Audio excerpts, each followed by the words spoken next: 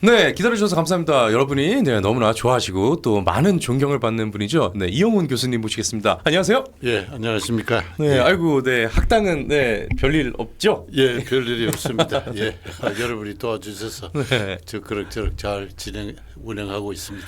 이승만 학당의 또 이제 교장 선생님이시기도 하고, 정말 제가 우파 진영의 좀 위대한 석학을 모시게 돼서 제가 참 지난번에도 모실 때에도 자, 오시기 전까지 되게 좀 많은 부담을 느꼈어요. 예. 잘해야 될 텐데 하면서. 이거 편하게 말씀해 주십시오.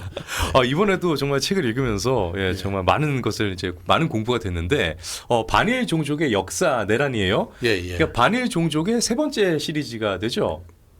그렇습니다. 네, 예. 반일 종족주의가 처음에 나와서 당시에 베스트셀러도 되고 정말 예. 사회에 반향을 일으키고 그렇습니다. 좌파 진영이 완전히 진짜 거품을 부고 쓰러졌던. 그리고 반일 종족주의와의 투쟁이 또 나왔었고요. 예. 그리고 이번에 올해 2월이었던가요 이게? 예. 예. 그리고 반일 종족의 역사내라는 이미지 잠깐 좀 크게 한번 보여주시죠. 예. 이게 보니까 연속 탄핵의 근원이라는 부제가 붙었더라고요. 예. 그래서 굉장히 흥미가 느껴져서 이 책을 좀 하면 좋을 것 같다라고 제안을 드렸고 본부에서도 그럼 교수님을 모실 수 있으면은 좀 그렇게 연락을 드려봐라라고 했는데 나와주셔서 감사합니다. 예.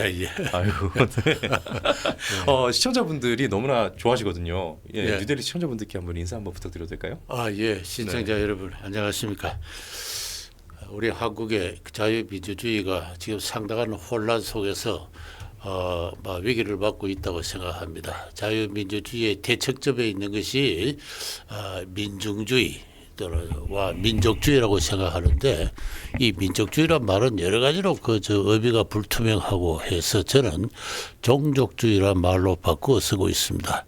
이 민중주의와 종족주의가 우리 한국인의 집단적인 정치적 정서를 이루는 가운데 이른바 좌파 진영의 이념으로서 좌파 진영을 동원하는 힘으로 작용하고 있죠. 그 힘에 의해서 지금 한국의 자유민주주의가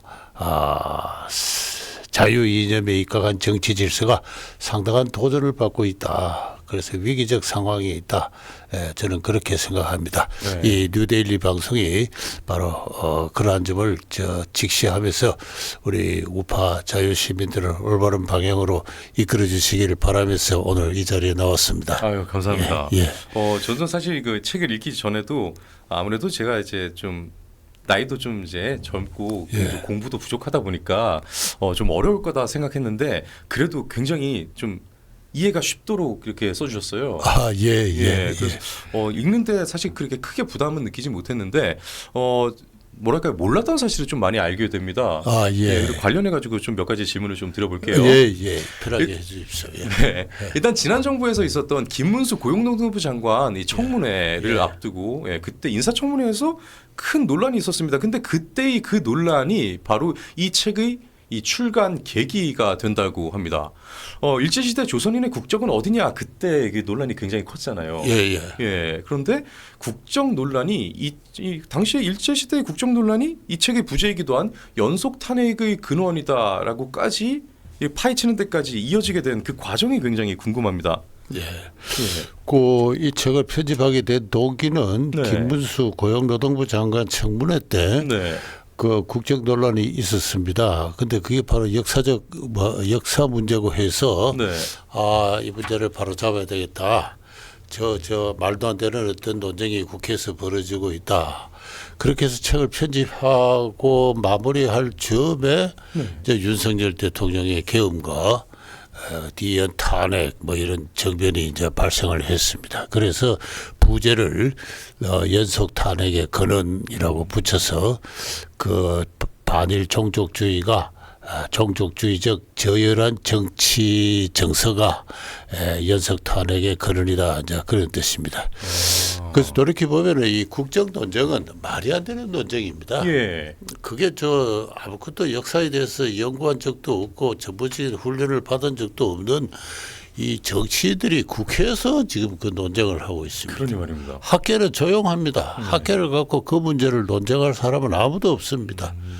학계의 역사학자로서 일제시대 때 저는 일정기라 합니다만은 우리 한국인이 조선인의 국적이 한국이었다라고 이야기하는 사람 아무도 없습니다. 그 역사 그러니까 지금 우리나라 사학계가 상당히 좀 좌경화되어 있다라는 비판을 받고 있잖아요. 예. 그럼에도 불구하고 그러한 역사학계에도 국정 논란은 없군요. 그거 없죠.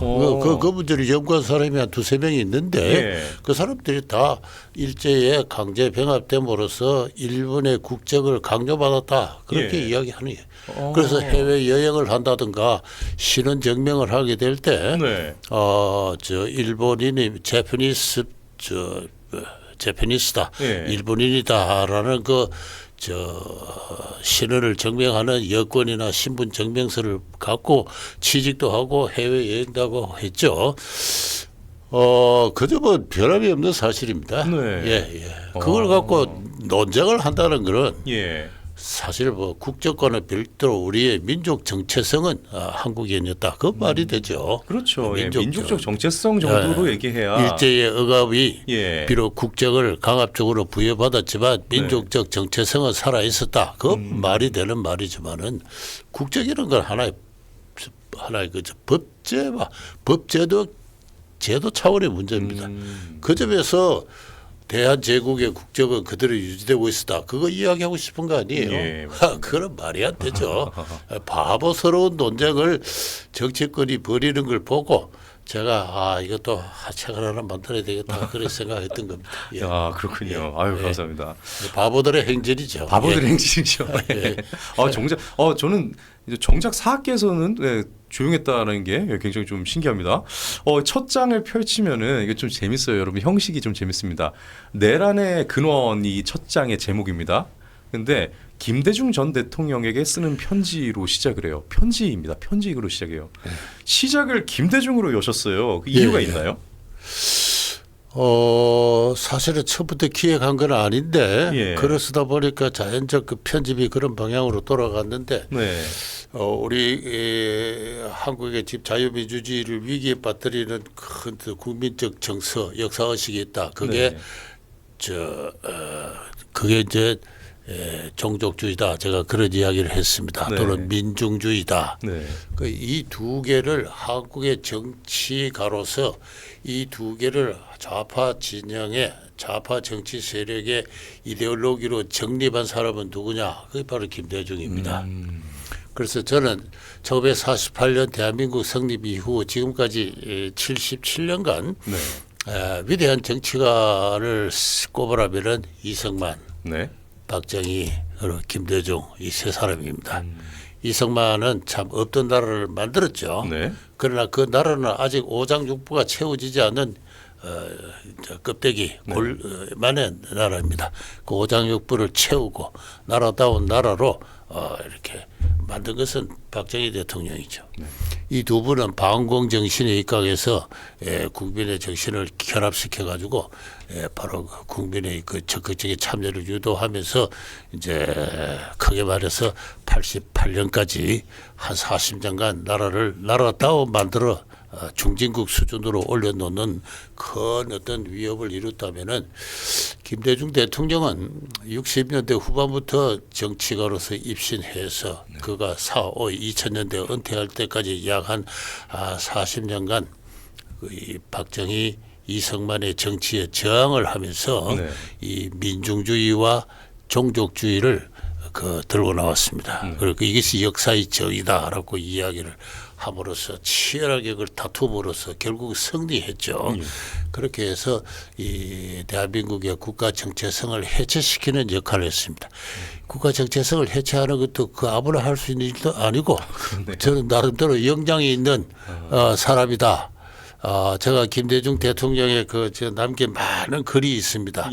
후광 대전집이라고 15권짜리가 있어요. 그걸 다 읽고 이 사람은 대단히 분석되고 엄밀하게 평가돼야 될 중요한 사람이다라는 걸 제가 알았습니다. 그래서 제가 그렇게 책의 첫머리에다가 이 민중주의와 종족주의는 어디서 온 것인가. 예를 들어서 김대중 대통령은 대통령까지 역임하신 분입니다.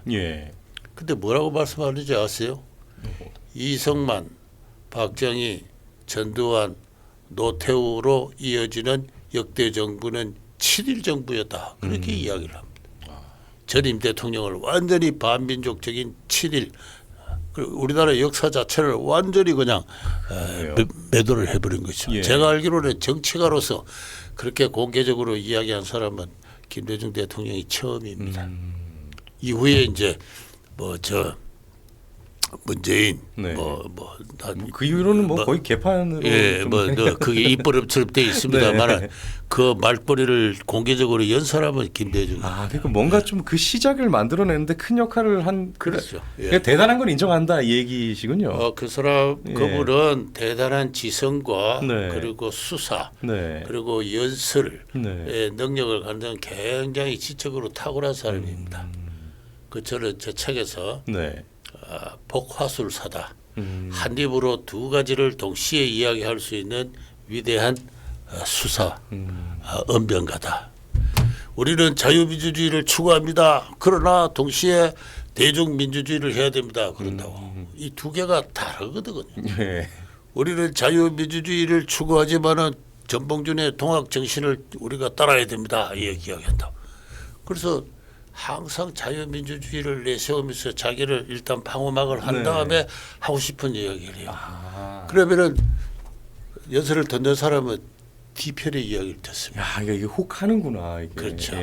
아주 그 대단한 수사 능력을 갖는 그러한 그 언변가입니다. 정치가의 위대한 자질은 연설에서 나오는 거거든요. 연설을 할 때 보면은 그 사람이 동원하는 그 논리적 그리고 그 여러 가지 단어들, 그리고 대중을 흥분시키는 어떤 호소력 이런 것이 이제 정치가가 갖는 남다른 탁월한 어떤 그 정치가 특유의 직업 능력인데 김대중 대통령 그런 면에서 대단했던 사람입니다. 역량은 대단했는데 그 방향이 참 아쉽네요, 그렇죠. 정말. 김대중 전 대통령에게 묻는 방식을 취하고는 있습니다만 제가 읽어보니까요. 이 산업화에 대한 불신과 방해, 종북적 사고, 또 왜곡된 경제 사상, 지역 감정 발생의 원인, 광주 정신으로 상징되는 이 호남 문제 이런 것들 되게 읽다 보니까요. 현재의 좌파 진영에 동시에 질문을 던지고 있는 게 아닌가라는 느낌을 받았거든요. 그렇습니다. 혹시 좀 집필 의도가 좀 그게 맞나요? 예. 일부러 좀 그렇게 집필하신 게? 그렇습니다. 우리나라 지금 좌파 진영들이 이야기하고 있는 모든 것들의 선구자가 김대중이십니다. 그래서 김대중 대통령을 알아야 오늘날 이 민주당 이재명 대통령을 영수로 하는 이 민주당으로 중심으로 된 좌파 진영을 이해를 할 수가 있습니다. 그래서 제가 이제 김대중 대통령을 고치고치 이렇게 파고들었는데요. 그분은 박정희 대통령의 경제 발전 공로를 인정하지 않습니다. 우리 국민이 열심히 일했기 때문에 그렇다. 그렇게 얘기합니다. 그분은 박정희 대통령이 수출 주도 공업화 정책을 내세우고 수출 입국의 슬로건 하에서 국민들을 이렇게 설득하고 동원하고 그 방향으로 연간 8%, 10%, 13%까지 고도 성장을 밀어붙일 때 대중경제를 이야기했습니다. 중소기업이 중심이 된 농업이 중심이 된 지역 국내 시장을 중심이 된 조화롭고 완만한 어떤 그 경제 발전을 이야기를 했죠. 그거 완전히 틀렸습니다. 이 좁은 국내 시장에서는 혁신이 일어날 수가 없습니다. 넓은 세계 시장을 상대로 해서 기업들이 활동을 했기 때문에 혁신도 하고 할 수 있었던 것이죠.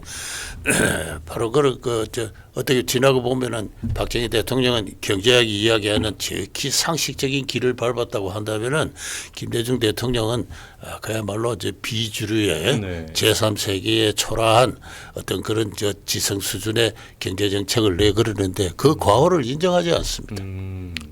돌아가실 때까지도 나의 대중 경제로는 옳았다고 이야기합니다. 본인이 이 시야가 좁았다라는 걸 인정을 한 적이 없어요? 결코 인정하지 않습니다.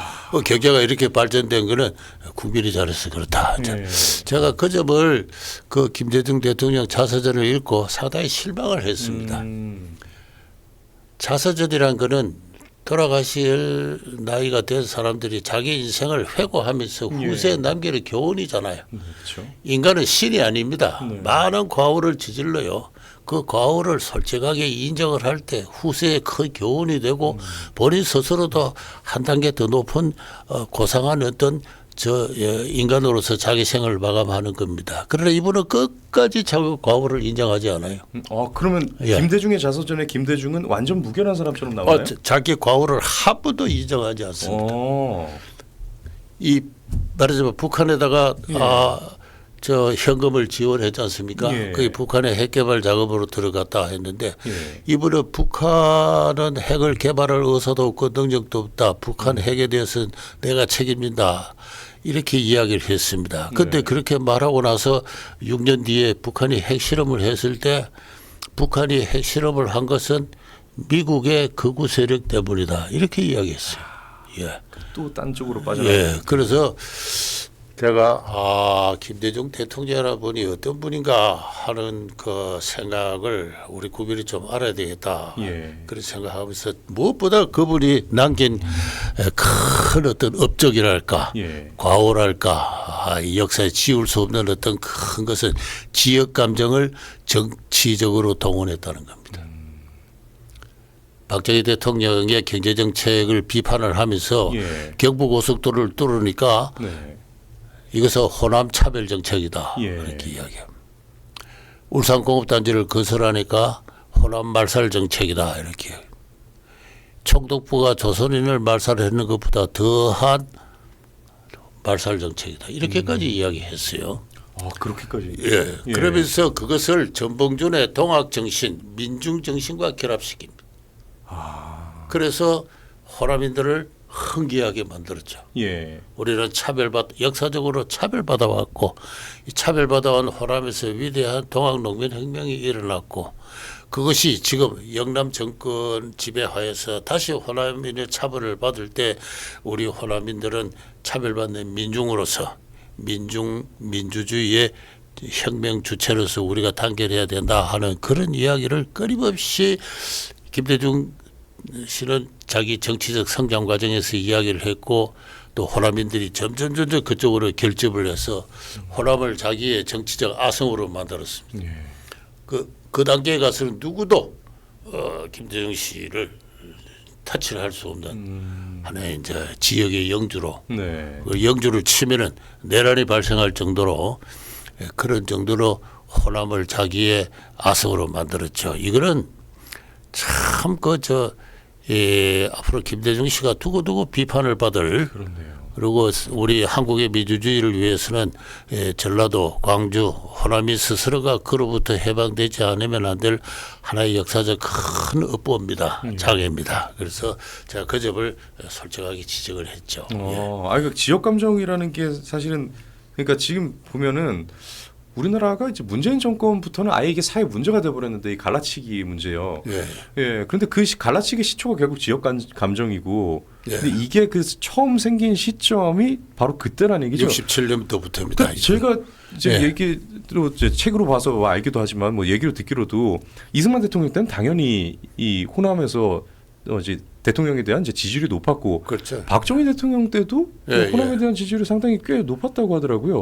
호남의 지역 감정을 정치적으로 동원한 것은 네. 정치가 이미 누구나 다 아는 이야기입니다만 저도 여러 사람한테 들었고 예. 김대중 대통령입니다. 그러니까 저도 얘기를 많이 듣는데 예. 그게 또 아니라고 또 좌파정에서 반격을 하니까. 아니죠. 근데 시점상으로 보면 이건 명확하게 움직일 수 없는. 그렇죠. 네, 처음에는 기록이잖아요. 67년도 그리고 네. 벌써 이제 70년대 초가 되면은 이제 지역 감정이 정치적 도구로 공공연하게 영남민들에 의해서도 부분적으로 이용이 되고 했지만은 네. 그러나 이것이 지속적으로 이제 이후에 김대중 납치 사건 그다음에 그렇죠. 80년대의 광주 사태 이렇게 거치면서 벌써 86년, 87년 그리고 91년 이 단계가 되면은 호남인의 90% 이상이 김대중을 지지하는 이런 그 결과를 한 20년 사이에 만들어냈습니다. 그래서 이 문제가 이제는 더 이상 숨길 수가 없다. 예. 그래서 한국의 정치는 지역당이다. 예. 지역당이고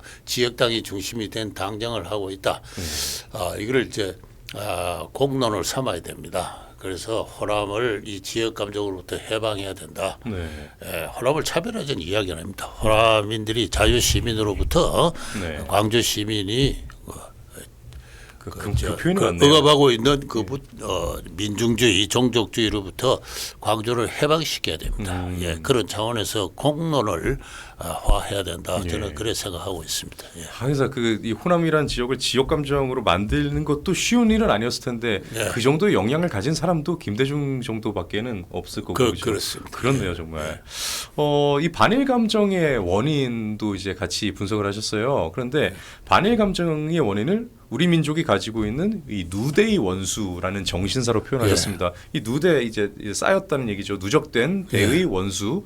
왜 그 개그에서도 그러잖아요. 뭐 이제 아버지의 원수, 뭐 조상님의 원수, 뭐 이런 얘기 하잖아요. 예. 그런데 한국에는 이 정신 대체 언제부터 시작됐다고 봐야 할까요? 저는 우리 한국인들의 반일 감정은 오랜 역사로부터 물려받은 것이라고 생각합니다. 어디까지 거슬러 올라가죠? 저는 그걸 임진왜란이라고 생각합니다. 이제 임진왜란이 지금부터 몇 년 전입니까? 1592년에 발생이니까 430년 됐나요? 이후 17, 8, 9세기에 우리 당시 조선인들은 일본을 원수의 나라로 생각했는데 그런 여러 말들을 다 뽑아서 이렇게 보면은 임진왜란이 그 원인입니다. 임진왜란 때 각 지방에서 어병이 일어났죠. 지방 양반들이 자기 마을 사람이나 노비들을 모아서 100명, 200명 단위로 어병을 조직하고 이게 연합해서 전세에 상당한 영향을 미쳤는데 그때 어병 투쟁을 한 사람들이 그 가문이 나중에 전쟁이 끝나고 나서 다 저 공신으로 그 공훈으로 책봉이 되면서 그 지방의 유력 가문으로 성장합니다.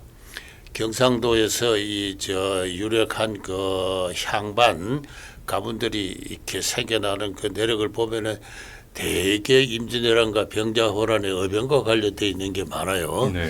그래서 우리 그 시대의 그 정치 의식이나 문화를 주도한 양반 사회에서 반일 의식은 일본에 대한 원수의 감정은 그들의 존재 이유이기도 합니다. 이게 그대로 이제 19세기, 20세기 전반에 거쳐서 지금까지 이제 쭉 한 번도 이렇게 걸러지지 않고 쭉 내려왔다고 볼 수가 있습니다. 오늘날과 크게 차이가 안 나는 게 오늘날도 사실 필요에 의한 반일이 상당히 많잖아요. 그렇군요. 그럼 결국 앞으로 이제 우리 다음 세대들은 뭐 변하겠죠. 국민 소득도 일본보다 높아진 측면도 있고 또 일본에 자주 왕래를 하고 일본 가보면은 일본이 선진적인 교양인이라는 걸 알 수가 있잖아요. 그래서 이제 앞으로는 점점 없어질 것 같고 이미 현저하게 없어지지만 그러나 없어지려고 하기 때문에 더 강한 기득권 세력으로서 문제가 될 때마다 이게 종족주의적 얼굴을 하는 어떤 세력들이 이제 강세를 부립니다. 지금이 바로 이제 그러한 사태인데 저는 이것을 민족주의라고 생각하지 않습니다. 민족주의는 17, 8세기 유럽에서 생겨난 것이고 번역이 잘못돼서 국민주의로 해야 됩니다.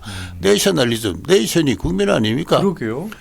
내셔널리즘, 국민주의로 하면 딱 좋을 것을 가지고 이거 일본 사람들이 좀 그 말을 비틀어 가지고 있지도 않은 민족이라는 말을 만들어냈어요.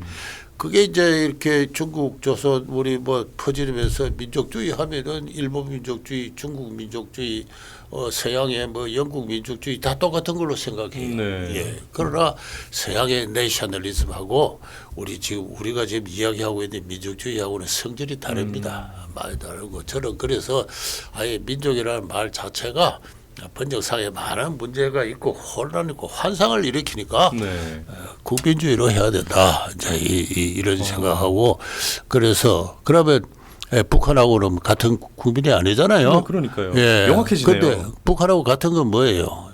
종족이죠. 종족. 그래서 종족주의라는 말을 쓰는 것이 또 옛날부터 그런 말은 있었습니다. 조선시대 때부터. 그리고 민족주의라는 말이 초창기에 도입될 때도 신채호 선생 같은 사람이 대표적인 말입니다만 종족이라는 말을 썼어요. 우리 종족은 우리 종족의 앞날은 이런 식으로. 그래서 저는 차라리 종족이라는 말이 오늘날 우리가 쓰고 있는 민족주의의 실체를 정확하게 전달하고 있다. 그렇네요. 그래서 그렇게 주장을 하고 있어가지고 오늘날 종족주의의 역사적 근원은 네. 뿌리가 깊고 그거는 근대화되지 않은 것이다. 예. 근대적인 국민의식과는 차원이 다른 것이다. 예.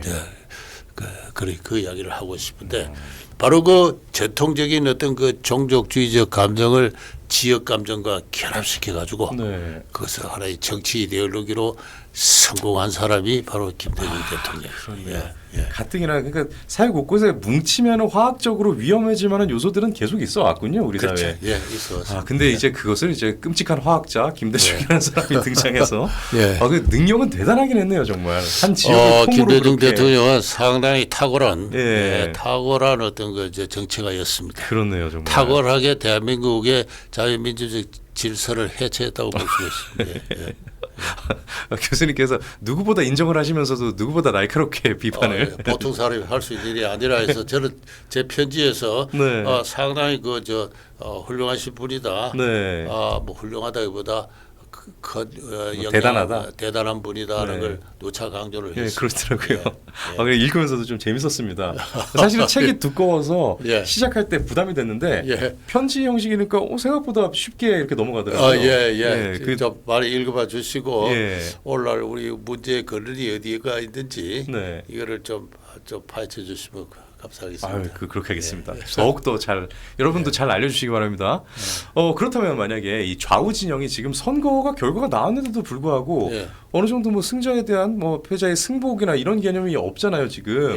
그리고 계속 나 다음 선거 때 봐 이러면서 승복을 못하는 이런 근대적 소양을 갖추지 못하는 게 결국은 이 아까 그 누대의 원수 이런 것처럼 이런 개념으로 결국엔 이겨야 될 상대로만 보기 때문인가요? 우리가 정치가? 그래서 오늘날 한국의 그 정치 행태를 네.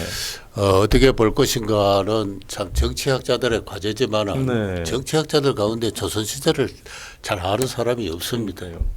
1910년에 조선왕조가 망했죠. 네.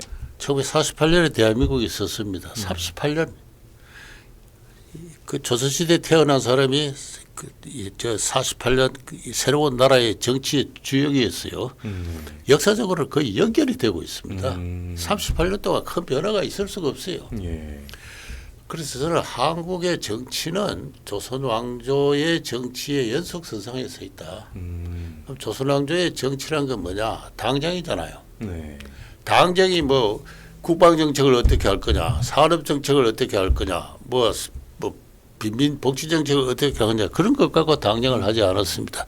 누가 더 선하고 누가 더 악한가, 누가 더 정의롭고 누가 더 불의한가 하는 도덕 논쟁이었습니다. 맞네요. 도덕 논쟁이. 네. 그레고리 핸더슨이라는 그 미국인 학자가 조선왕조 실록을 읽고 예. 그가 쓴 책 가운데 어떤 말을 했는가 하면은 이 조선왕조 실록만큼 방대한 도덕 논쟁의 역사는 세계의 다른 지역에서 찾아볼 수가 없다. 그렇겠네요. 조선왕조 왕조실록의 상당 부분이 도덕 논쟁입니다. 대간이나 사원부나 홍보관이 중심이 돼서 어느 대신이 상중에 술을 먹었습니다. 파직하십시오. 임금이 그 별거 아니니까 좀 덮어두자 하면은 몇 달을 계속 상소를 올립니다. 목숨을 걸고 상소를 올려요. 상중에 술을 먹고 여자와 가까이 했다 하는 거. 이런 식으로 이제 이 선과 악을 가리는 정치였습니다. 그게 당정이. 그런데 그 당정의 역사를 제가 조금 안다면 아는 편인데 대한민국 이후 성립 이후의 역사를 보면은 정치, 가령 1950년대에 자유당하고 민주당하고 피투지게 싸웠는데 뭘 갖고 싸웠습니까? 국방 정책을 어떻게 할 것이냐, 경제 정책을 어떻게 할 것이냐, 그거 갖고 싸운 거 아니에요. 안 겁니다.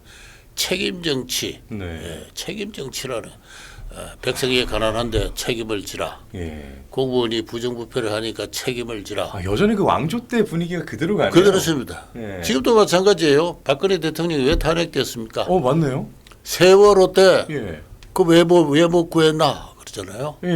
세월호 유족들이 광화문에서 5년간 7년간 농성을 하면서 제가 그 앞을 지나가 보니까 왜 못 구했나 플라카드를 노란 어떤 플라카드에다 대통령이 이걸 어떻게 구합니까? 조금도 달라지지 않았네요. 예. 네.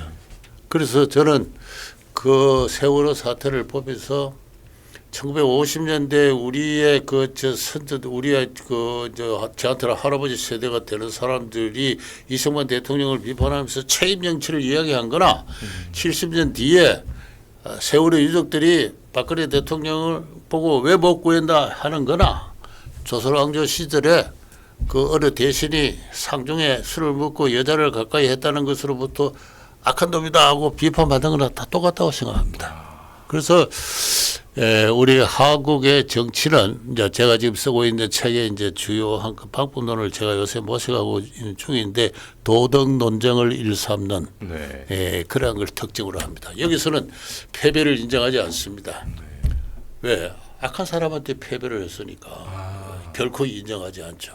상대는 악인이니까. 예. 그래서 박근혜 대통령을 탄핵을 시켰어요. 여러 가지 뭐 구실을 붙여가지고 뭐 심지어는 뭐 청와대에서 애인하고 밀회를 했느니 뭐 온갖 소문들이 정유라는 뭐 딸이니 또는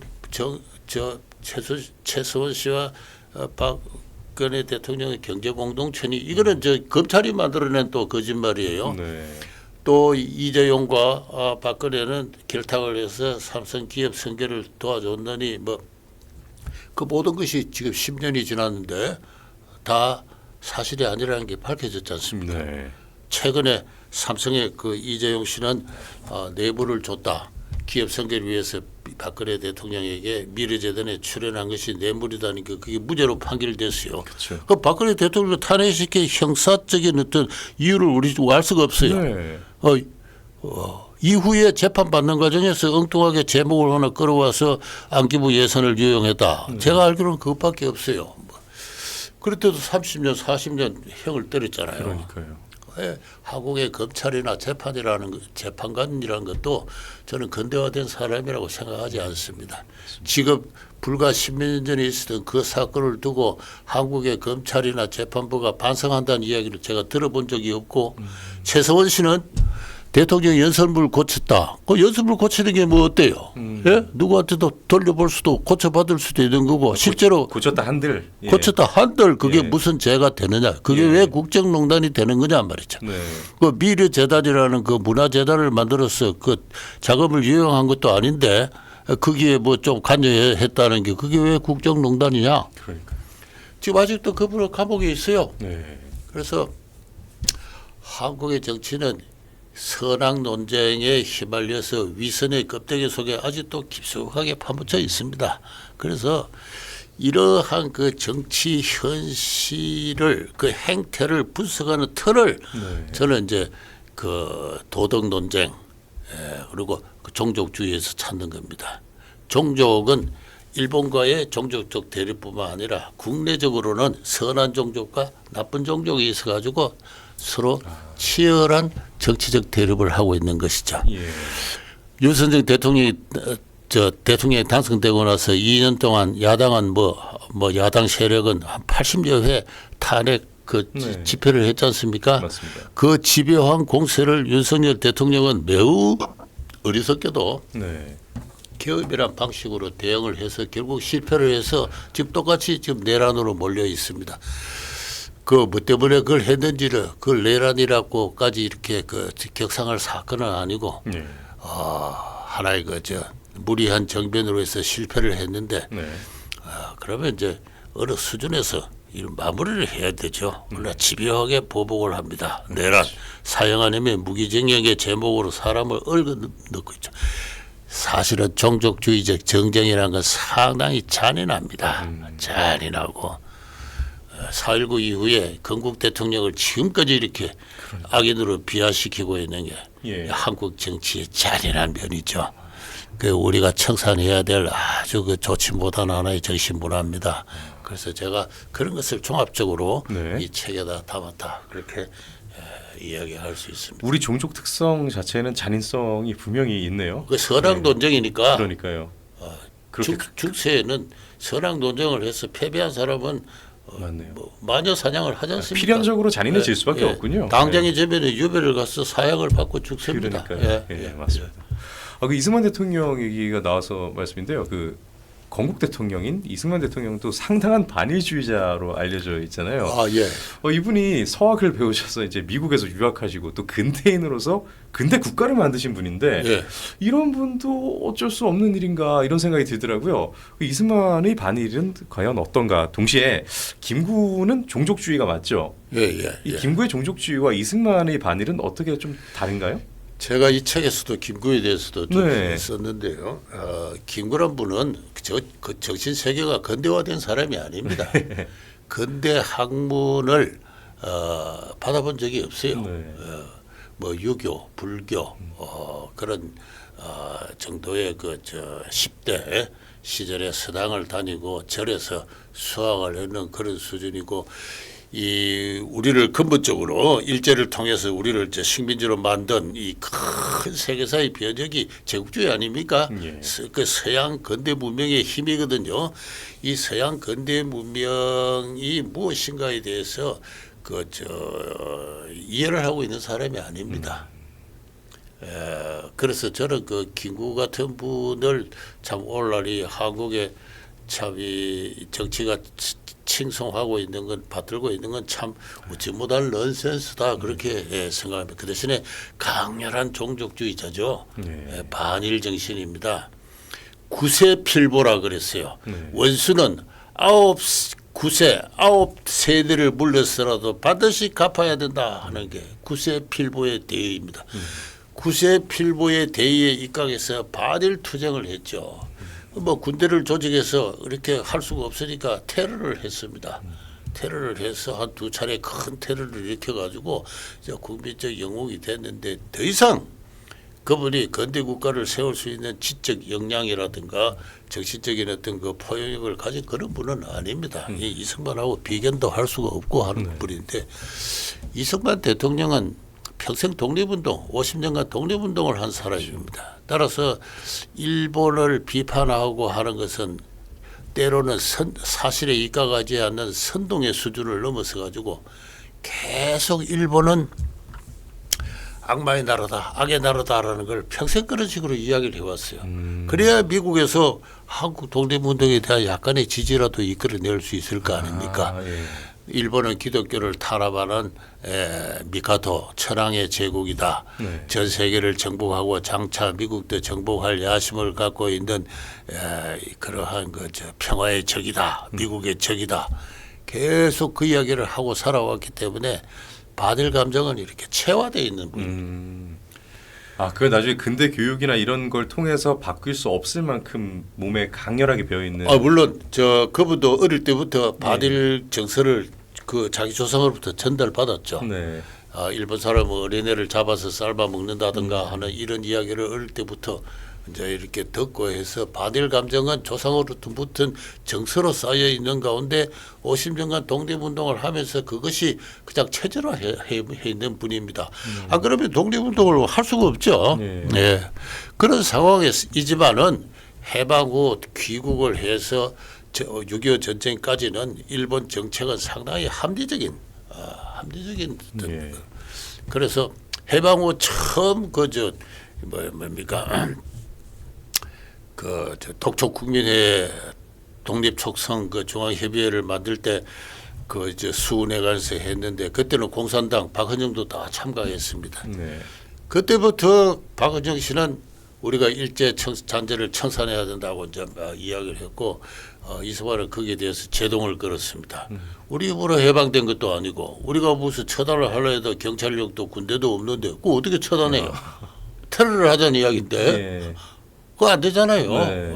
그래서 나라가 세워진 다음에 적절한 법률적 근거에 의해서 그 문제를 해결해야 됩니다. 이야기했는데 박헌영은 끝내 한 4천 명 정도 친일 분자를 청산해야 된다 그런 이야기를 했어요. 청산할 힘도 없으면서. 그러네요. 진짜. 청산할 행정력이 없는데. 청산당할 사람들은 주로 경찰들인데 그 사람들이 다 총을 쥐고 있고 미 군정이 보기에는 친일파다운 친일파가 조선에는 없다. 진정한 친일파라면은 일본은 물리가지 말고 조선에 계속 남아달라. 한 70만 명이 살고 있었지 않습니까? 그 사람들 토지와 재산도 여기 다 있고 회사도 있고 하니까 우리 뭐 저 갈라서지 말고 같이 살자. 그렇게 해야 친일파죠. 네, 그렇죠. 근데 그런 사람도 아무도 없어요. 아무도 없어요. 미국은 이민의 나라 아닙니까? 네. 미군정 입장에서 볼 때는 친일파다운 친일파가 한 명도 없는데 한국에서는 왜 이렇게 친일파 처벌하자고 해야 되는가 이해를 못하는 거예요. 그 종족주의 감정을 몰라서 그렇죠. 그렇군요. 예. 그래서 한국인들이 워낙 그 남아있는 일본인들을 공격하고 하니까 1945년 12월 달, 1월 달이 되면은 일본인을 전부 일본으로 강제 퇴거시키지 않습니까? 예. 그리고 미국의 역사와 이점에도 안 맞는 일이에요. 그러나 그만큼 그 미국이 그런 저 미국적인 어떤 기준에 안 맞는 행동을 하게 된 거는 한국인들의 반일 감정이 워낙 심했기 때문에 그렇고 한국인으로서 일본인들은 남아서 우리와 같이 살아야 된다고 그렇게 치들한 사람 아무도 없어요. 아무도 없는데 계속 친일파를 청산해야 한다고 이야기를 하니까 미국은 이해를 못하는 겁니다. 자, 이런 상황에서 이제 결국 그 대한민국이 이렇게 건립이 됐을 때 이제 반민족 반민족 행위자 처벌에 관한 이제 특별법이 성립돼서 조사를 하잖아요. 네. 그때 뭡니까? 49년도 북한이 곧 내려올 네. 쳐들어올 그런 상황이고 남한에는 아직도 남도당의 잔전 세력이 한 수천 명 활약을 하고 있는 그런 상황에서 반공의 제1전선에 있는 사람들이 경찰입니다. 경찰이고 그래서 이 경찰을 상대로 해서 친일파를 경찰 간부들을 전부 숙청을 해야 된다 하는 그런 게 이제 소위 국회의 반민족 행위 처벌을 주장하는 소장파 의원들의 주장인데 이승만 대통령이 볼 때 그런 비현실적인 주장입니다. 그래서 우리 힘으로 해방된 것도 아니고 그래서 미국이 또 일본인을 다 돌려보낸 마당에 예. 우리가 과거의 일을 갖고 소급 입법을 해서 소급 입법이라는 것 자체가 하나의 그 위헌적인 요소가 있죠. 네. 그래서 이 처벌하는 것은 옳지 않다는 생각을 했고 그렇게 해서 반민특위 자체를 이렇게 중도 해산시켰던 겁니다. 네. 그래서 난 그건 잘한 일이라고 생각해요. 네. 그것 때문에 지금까지도 이승만 대통령을 묻지만은 이승만 대통령은 그때까지는 상당히 합리적인 행동을 했다. 그렇네요. 예. 예. 예. 아. 그래서 아니나 다를까 그 다음 해에 어떻게 됐습니까? 북한이 내려왔잖아요. 네, 그러니까요. 그리고 그거를 막아낸 사람들이 누구예요? 네. 경찰하고 군인 아닙니까? 네, 맞습니다. 예, 경찰하고 군인이죠. 그래서 이 우리나라 건국의 주역인데 과거 문제를 갖고 이 미군정 때 하도 좌파들이 그냥 저 중도파들이 친일파 청산을 이야기를 하니까 하루는 미군정이 주선을 해서 네. 조병호 경무청장하고 김규식, 안재홍 이 중도파들하고 만났어요. 예. 그 조병옥 씨가 그랬습니다. 친일파라 하지만은 다 생계형 친일파였습니다. 생계형이었다. 예. 친일파. 지금 김규식 선생께서 참 내 존경하는 선생님이신데 자꾸 친일파 청산을 말씀하시는데 김규식 선생 아드님이 무슨 일을 했는지 아십니까? 상해에서 일본인들과 붙어서 앞에 장사를 하지 않았습니까? 자기 아들이 친일파인데 지금 그러니까 김규식 선생 아무 말도 못하고 입만 쩍쩍 다시고 안재홍 씨는 막 자리를 피했다고 그게 조병옥 씨 해고력이 나옵니다. 그래서 이 리얼 커뮤니스트 네. 진정한 공산주의자들이 정략적으로 들고 나온 이야기를 네. 우리 국민의 종족주의적 감정을 자기 편으로 끌어들이는 거죠. 예. 박근혜가 독립운동 했습니까? 마음으로만 독립운동했죠. 예. 그리고리 핸더슨도 이야기하면 한국인들은 마음으로만 독립운동했다 했습니다. 네. 마음으로 독립운동 하는 사람 어디 있어요? 그렇죠. 누구나 다 했습니다. 네.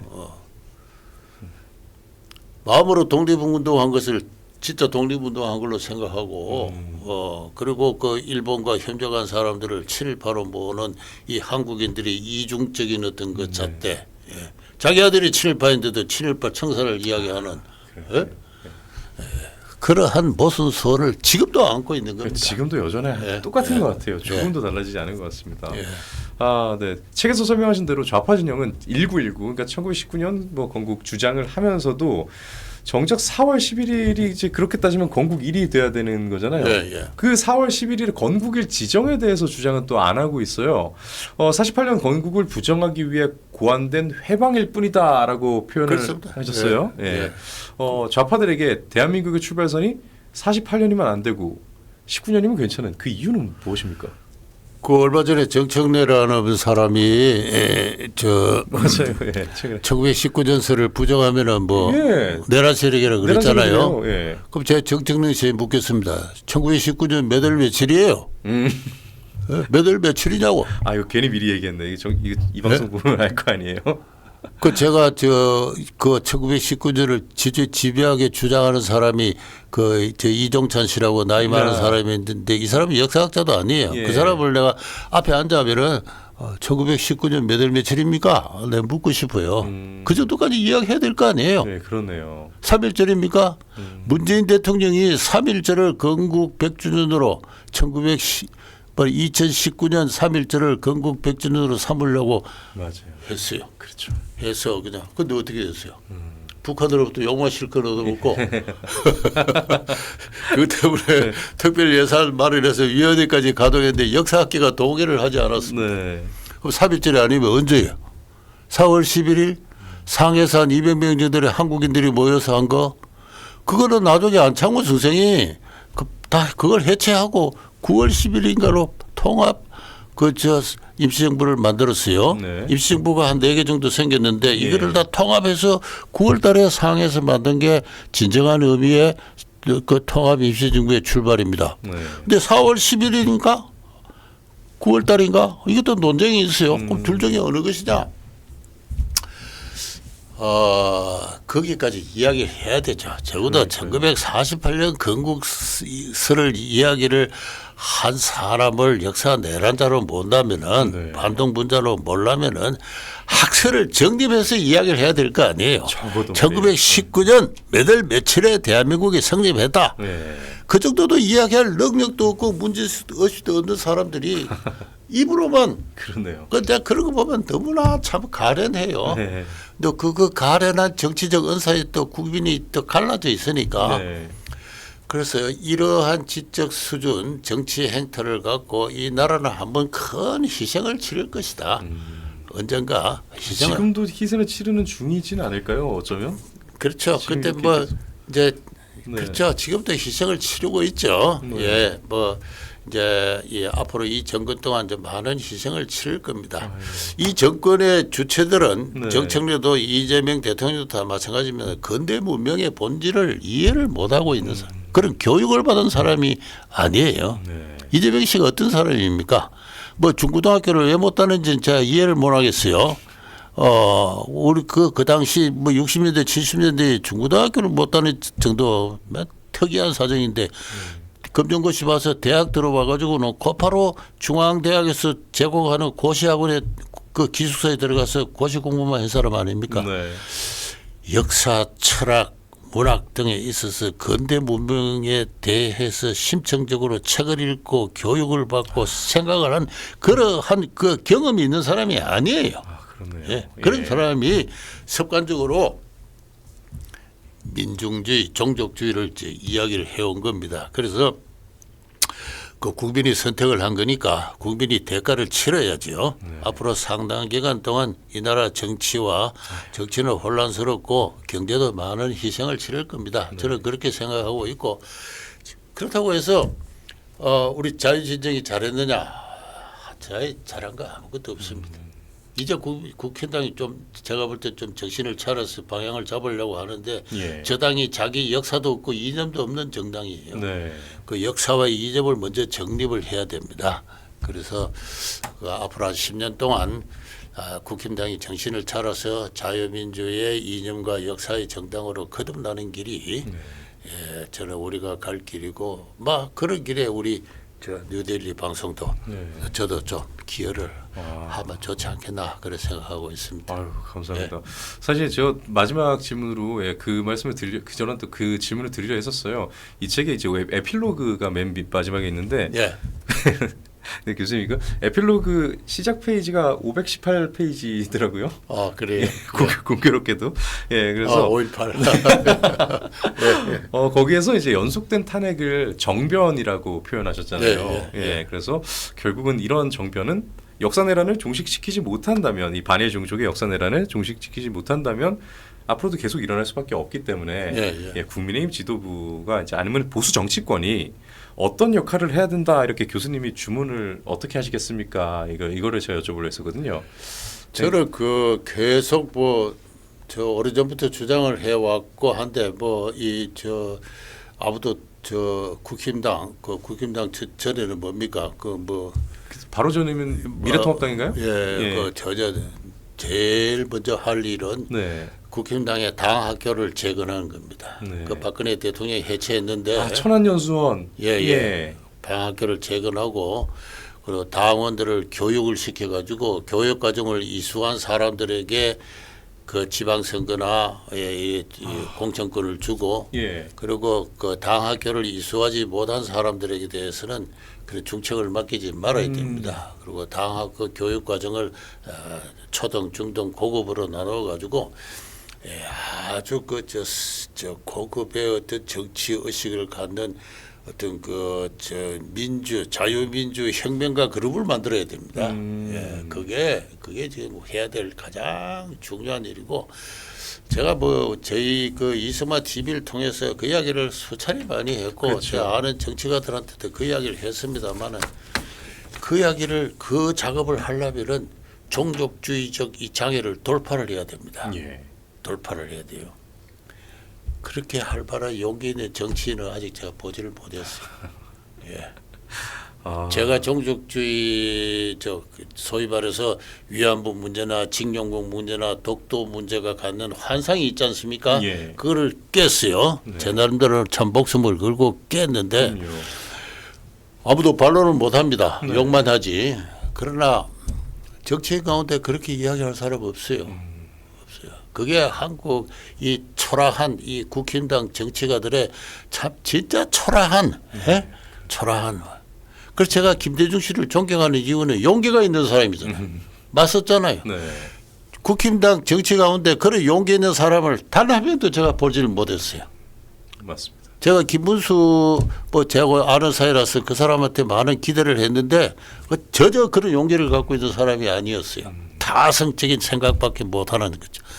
그래서 용기를 갖는 정치라는 것은 명철해야 되지만은 동시에 시대적 사명감이 입각해서 용기를 가져야 되잖아요. 그리고 두세 명만 모여봐야 힘이 돼요. 온갖 타부를 깨고 나갈 수가 있잖아요. 그 조그만 씨앗 하나가 아직 안 뿌려지고 싹을 못 틔우고 있는 거예요. 그러니까 왜곡된 역사에 대해서 좀 강력하게 맞설 수 있는 그런 용기 있는 사람이 필요하고 그 천안연수원을 다시 회복시키는 것처럼 약간 아카데미화가 필요하다. 이거는 근데 못할 일도 아닌 것 같거든요. 지금 장동혁 신임 이 체제가 이걸 받아들일 수 있을 것 같거든요. 당연히 받아들여야죠. 아마 생각을 하고 있을 겁니다. 그렇죠. 그때 하고 있어도 가령 제 같은 사람이 거기 가서 강의를 해서 여러 가지 이야기를 하면 또 좌파들이 공격을 할 거예요. 7일 인자가 왔다 그 공격을 감당할 수가 없는 겁니다. 그러네요. 그래서 애초에 섭외를 하고 싶음에도 불구하고 연락을 막 드리려다 아이고 아니다 이러면서 그렇죠. 그걸 못하는 거죠. 국힘당이 몇 차례 위기 때마다 비상대책위원장을 모시는데 보면은 참 한심한 소인배들이 제가 역대 비상대책위원장 이름이 대수명이 알고 있습니다만 아무것도 머릿속에 든 게 없는 소인배들이에요. 좀 심한. 그런 사람들을 비상대책위원장으로 이종인 김종인 김종인 그 사람 뭐예요?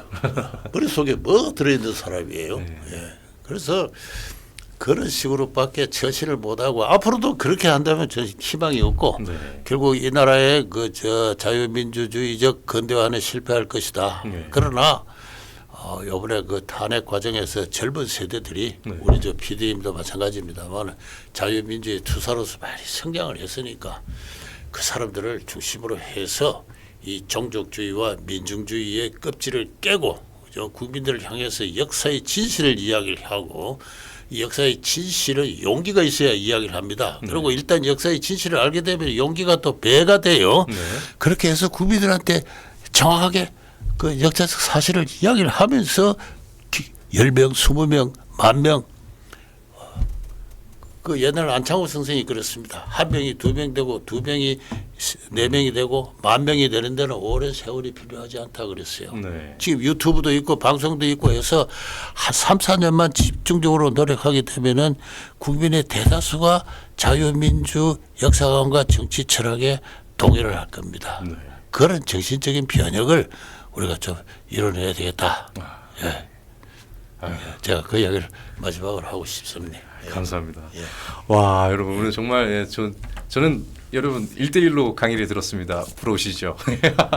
여러분 이게 책을 예. 집에 이렇게 딱 갖고 있기만 해도 이게 뭔가 이제 엄청나게 다 이제 철저한 팩트로 쓰인 그리고 또 이제 위대한 교양서니까요. 일단은 헬스장이랑 이 책은 처음에 시작하기 어렵다죠. 현관문에 나서기만 하면 헬스장은 가는데 그 현관까지가 멀다고 합니다.